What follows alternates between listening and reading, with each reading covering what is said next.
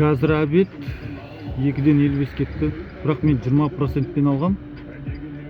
Мен 20% енді 720 теңгеден ба, солай басталу керек қой. А мында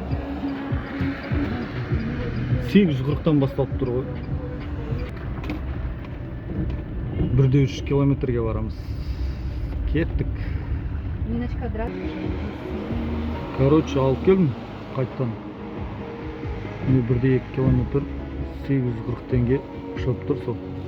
Остановить дейсің ғой. Заказываем 20%.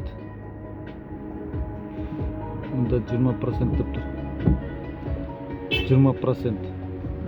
Негіз 20%-та 75 теңге ма? Сонда алу керек. 75 теңге алу керек қой. Ой, 75, 20% 75, 720 теңгеден басталу керек болатын. А мында 840 теңгеден басталып тұр. Что-то мен білмейтін нәрселер көп екен әлі. Ары қарай көре жатамыз енді. Завершаем.